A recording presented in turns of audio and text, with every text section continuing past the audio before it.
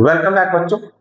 मेरा नाम है विवेक तोमर और अभी तक हम लोग ये पढ़ चुके हैं अपनी केमिस्ट्री में कि फिजिकल चेंज और केमिकल चेंज क्या होता है, जहां पर हम लोगों ने बहुत डिटेल में विद एग्जांपल्स थोड़ा फिजिकल चेंज समझा और केमिकल चेंज समझा और उसकी कुछ कैरेक्टरिस्टिक्स सीखी। आज हम लोग पढ़ने जा रहे हैं ये केमिकल इक्वेशन किसे कहते हैं और इनको बैलेंस करना क्यों जरूरी है और उसको बैलेंस कैसे किया जाता है। तो समझिए कि केमिकल इक्वेशन अगर मैं बताऊं, केमिकल इक्वेशन मतलब क्या है कि it is a symbolic representation. It is a symbolic representation. ठीक है, किसका किसका सिंबॉलिक रिप्रेजेंटेशन होगा, किस किसका। तो पहले मेरे को पता होना चाहिए कि एक रिएक्शन में क्या होंगे, रिएक्टेंट्स होंगे और क्या होंगे, प्रोडक्ट्स होंगे। प्रोडक्ट्स, रिएक्टेंट्स यानी कि जो भी स्टार्टिंग में मैं एलिमेंट या कंपाउंड लूंगा और उनसे मैं कोई भी सब्सटेंस, न्यू सब्सटेंस का फॉर्मेशन करूंगा, तो इन दोनों को मैं क्या बोलूंगा, जिनको मैं स्टार्टिंग में ले रहा हूं रिएक्टेंट्स, और जो ये दोनों है इनको क्या बोला जाएगा, प्रोडक्ट्स बोला जाएगा। तो अगर मैं रिएक्टेंट्स और प्रोडक्ट्स को उनके सिंबल्स की फॉर्म में लिखना शुरू कर दूं तो उसी को क्या कहा जाएगा, केमिकल रिएक्शन। क्या लिखा है देखिए, a chemical equation is the symbolic representation of a chemical reaction using chemical formulas and symbols.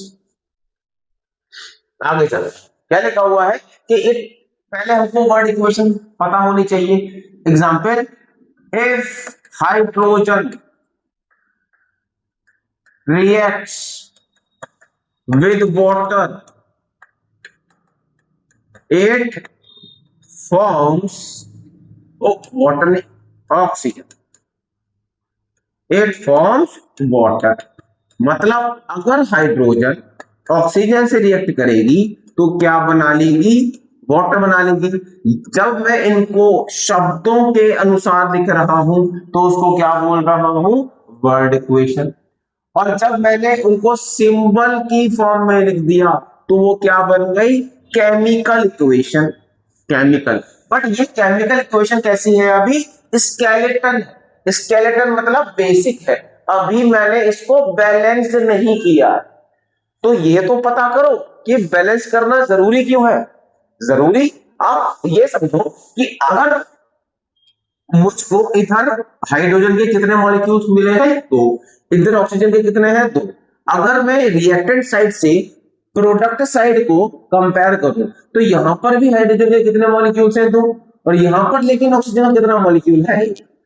तो हमको एक चीज पता है, जिसको बोला जाता है कंजर्वेशन ऑफ मास। मतलब कि जितना आपने रिएक्टेंट डाला उतना ही मेरे पास मास के रूप में क्या मिलना चाहिए, प्रोडक्ट मिलना चाहिए। आप एग्जांपल लीजिए कि आपने 1 लीटर वाटर लिया, उसमें आपने 100 ग्राम को क्या शुगर ऐड कर दी, तो जो सब्सटेंस होगा it will be equivalent to water and sugar that was initially taking. Similarly जब भी मैं किसी भी रिएक्शन को लिखूंगा तो मुझको ये जानना और ये करना बहुत अनिवार्य हो जाता है कि जितना मेरे पास रिएक्टेंट हो उतना ही क्या मिले, प्रोडक्ट मिले, ताकि मेरे पास कंजर्वेशन ऑफ मास क्या हो जाए, एप्लीकेबल हो जाए। अगर ऐसा नहीं होगा तो वो रिएक्शन इनवैलिड मानी जाती है। ठीक है, अब समझिए कि हम बैलेंस्ड केमिकल इक्वेशन क्यों करते हैं। हमने सीखा कि क्या हमको क्या फॉलो करवाना होता है, कंजर्वेशन ऑफ मास का नियम यहां पर फॉलो करवाना होता है। इसलिए हम लोग क्या करते हैं, किसी भी इक्वेशन को बैलेंस करते हैं। लेकिन करते कैसे हैं, थोड़ा सीख। मेरे पास एक वर्ड इक्वेशन हमको दी हुई है, क्या, aluminium carbide reacts with water to form ethane and aluminium hydroxide. क्या गिवन है, एल्यूमिनियम कार्बाइड, एल्यूमिनियम कार्बाइड। ठीक है, इसको पहले मुझे क्या लिखनी पड़ेगी, स्केलेटन इक्वेशन लिखनी पड़ेगी। ठीक है, इसकी स्केलेटन इक्वेशन लिखना है, एल्यूमिनियम कार्बाइड। अभी करेंगे बैलेंस, इसको क्या होगा, reacts with water to form, क्या बनाएगी, मीथेन बनाएगी, और क्या बनाएगी, एल्यूमिनियम हाइड्रोक्साइड बनाएगी। अब एल्यूमिनियम के पास कितने चार्ज होता है, 3, इसके पास कितना होता है 4, तो क्या बन जाएगा Al4C3। हाँ ठीक है, तो this is aluminium carbide, this is water, ये बन गया मीथेन और ये बन गया एल्यूमिनियम हाइड्रोक्साइड। तो ये कौन सी इक्वेशन हो गई मेरे पास, स्केलेटन इक्वेशन, क्योंकि अभी मैंने इनमें से किसी को भी बैलेंस आउट नहीं किया है। तो बैलेंस करना कैसे सीखेंगे हम लोग, आप समझिएगा कि कोई भी रिएक्शन में हमको 4 बेसिक एलिमेंट्स मिलते हैं। एक सबसे ऊपर क्या मिलेगा मुझको, मेटल मिलेगा, बाद में क्या मिलेगा मुझको, नॉन मेटल मिलेगा, उसके बाद ऑक्सीजन मिलेगा और फिर क्या मिलेगा, हाइड्रोजन मिलेगा। कोई भी रिएक्शन होगी उनमें इन चारों चीजों की ही अवेलेबिलिटी पाई जाएगी, मेटल मिलेगा, नॉन मेटल मिलेगा, ऑक्सीजन मिलेगा और हाइड्रोजन मिलने वाला है। तो सबसे पहले मुझे किसको बैलेंस करना होता है, मेटल को बैलेंस करना होता है, ठीक है। उसके बाद मैं किसको बैलेंस करूंगा, मैं बैलेंस करूंगा नॉन मेटल को। पहले मेटल स्कोर में किसको बैलेंस करूंगा, नॉन मेटल को, उसके बाद किसको बैलेंस करूंगा, ऑक्सीजन को, और उसके बाद किसको करूंगा, हाइड्रोजन को। बट ये कभी भी एक सीरीज में नहीं जाएंगे, तो कैसे करेंगे, it is the repetitive step. जैसे कि पहले मैंने क्या कर दिया, मेटल को बैलेंस कर दिया, कर देता है यहां पर, इसको मैं इरेज करता हूं।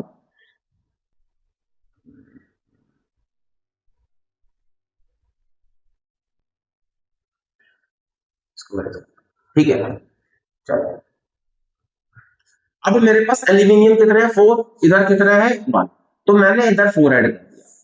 अब दोनों तरफ मेरे पास मेटल्स बैलेंस हो गए, हाँ ठीक है। अब सेकंड स्टेप कहता है कि हमको क्या बैलेंस करना है, non metal other than oxygen and hydrogen. तो इधर मेरे पास कार्बन है, इधर कितने हैं 3, बट इधर कितना है 1, तो इधर मैंने क्या ऐड कर दिया, इधर भी कार्बन 3 हो गए, इधर भी कार्बन 3 हो गए। अब उसके बाद में वापिस से क्या चेक करूंगा कि क्या मेरे पास मेटल अभी भी बैलेंस आउट है, अगर है तो चौके, नहीं है तो उनको बैलेंस करेंगे। चलो देखते हैं, यहाँ पे एल्यूमिनियम अभी भी कितने हैं 4, और यहाँ भी कितने हैं 4, कार्बन भी 3, कार्बन भी 3, ये सब चीजें बढ़िया। अब आगे चलेंगे ऑक्सीजन के पास, कि यहाँ पर अगर मैं देखूं तो ऑक्सीजन कितना है 1, यहाँ पर कितना है 4 3 या 12, कितने ऑक्सीजन है 12। तो मुझे क्या करना पड़ेगा, यहाँ पर 12 से मल्टीप्लाई करना पड़ेगा, ठीक है। अब वापिस चलेंगे स्टार्टिंग में, क्या मेटल बैलेंस्ड है 4 है हो गए, नॉन मेटल बैलेंस्ड है 3 है हो गए, ऑक्सीजन बैलेंस्ड है, इधर मेरे पास कितनी ऑक्सीजन है 12, इधर कितनी है 12 हो गई। क्या मेरे पास हाइड्रोजन बैलेंस है, इधर कितने हाइड्रोजन है 24, इधर कितने हो गए 12, और इधर कितने हो गए 12, इधर भी कितना हो गया 24। यानी कि ये मेरी इक्वेशन क्या हो गई, अब बैलेंस्ड हो गई, मेटल भी बैलेंस्ड हो गया, नॉन मेटल भी बैलेंस्ड हो गया, ऑक्सीजन भी बैलेंस्ड हो गया और हाइड्रोजन भी बैलेंस्ड हो गया। एक और एग्जांपल हम लोग देखते हैं, इसको एक बार करके देखिए। तो हमको ये क्या गिवन है, एक वर्ड इक्वेशन गिवन है। हमको पहले क्या करनी पड़ेगी, एक स्केलेटन इक्वेशन लिखनी पड़ेगी, जहां पे गिवन है copper oxide reacts with ammonia to produce क्या, कॉपर, नाइट्रोजन एंड वाटर, ठीक है।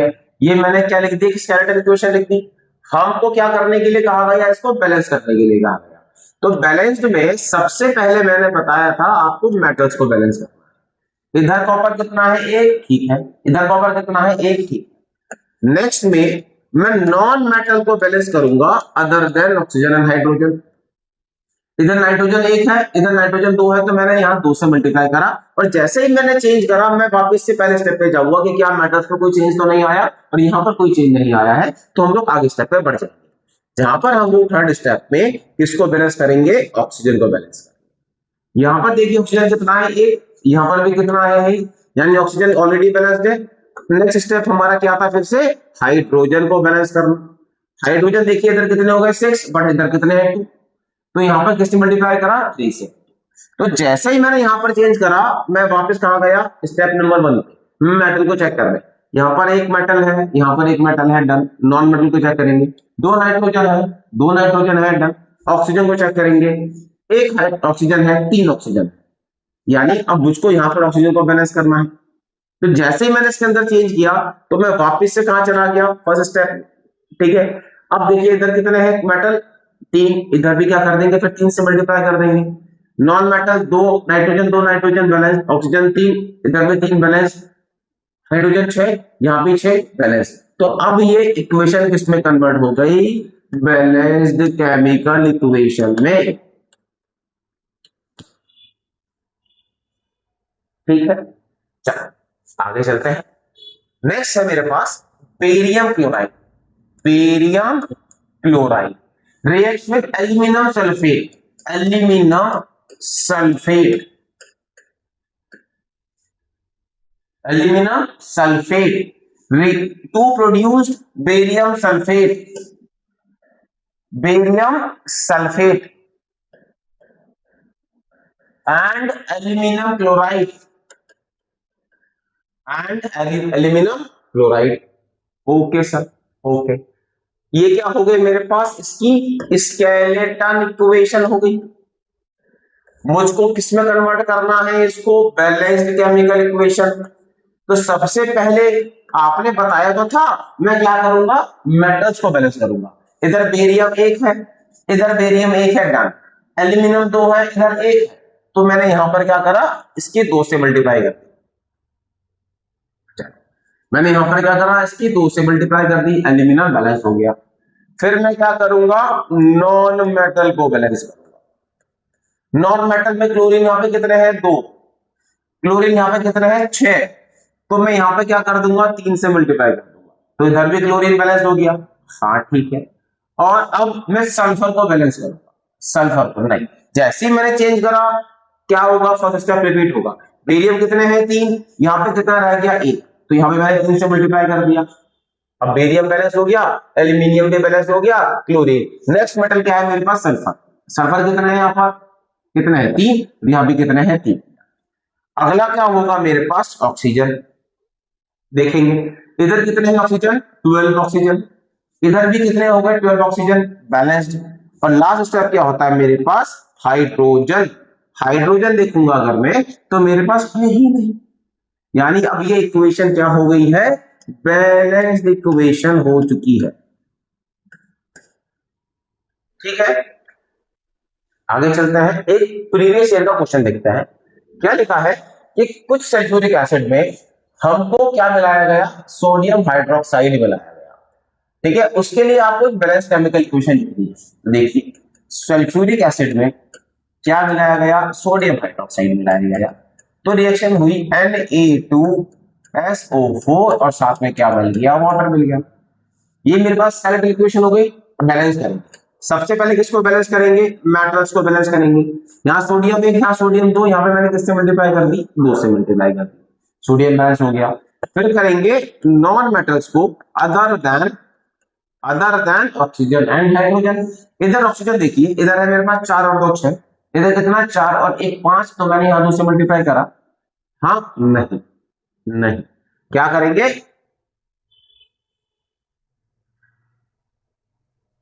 क्या करेंगे? ऑक्सीजन नहीं देखेंगे सर, हम देखेंगे सल्फर को। इसको देखेंगे सल्फर को। क्यों देखेंगे? क्योंकि सल्फर हमारे पास ऐसा नॉन मेटल है जो ऑक्सीजन और हाइड्रोजन के अलावा यहाँ पे पाया जा रहा है। सल्फर यहाँ पर एक है, सल्फर यहाँ पर भी एक है, तो इट इज ऑलरेडी बैलेंस्ड। तो मैं अगला किसको देखूंगा? अब मैं देखूंगा ऑक्सीजन। ऑक्सीजन यहाँ पे 4 और 6 है, यहाँ पे 4 और 1 5, तो यहाँ 2 से मल्टीप्लाई कर दी, तो ये भी 6 हो गए। वापस कहाँ जाएंगे? अपने स्टेप नंबर 1। अपने स्टेप नंबर 1 पर जाएंगे, जहां मेटल्स देखेंगे। यहाँ अभी 2 है, यहाँ पर भी 2 है। ठीक है, सल्फर यहाँ पर भी 1 है, यहाँ पर भी 1 है, कोई चीज नहीं है, ऑक्सीजन बैलेंस हो गई। अब क्या करेंगे? हाइड्रोजन को चेक करेंगे जरा, कितने हाइड्रोजन है? 2 और 2 4, इधर भी कितने हो गए? 4। तो ये क्या हो गई? मेरे पास एक बैलेंस्ड केमिकल इक्वेशन हो गई है। ठीक है, तो अब हम लोग नेक्स्ट वीडियो में बाकी के जो टॉपिक्स हमारे चैप्टर के बचे हैं उनको कवर करके उनको खत्म करेंगे। और उसके बाद में एक वीडियो बनाऊंगा जहां पर हम लोग सारे प्रीवियस ईयर क्वेश्चंस जो इस चैप्टर से अभी तक आए हुए हैं, इंपॉर्टेंट है, वो सारे के सारे हम लोग क्या करने वाले हैं? पढ़ने वाले हैं। तो तब तक के लिए देखते रहिए, सीखते रहिए, और मैं आपको नेक्स्ट वीडियो में बहुत ही जल्दी मिलता हूं। Thank you.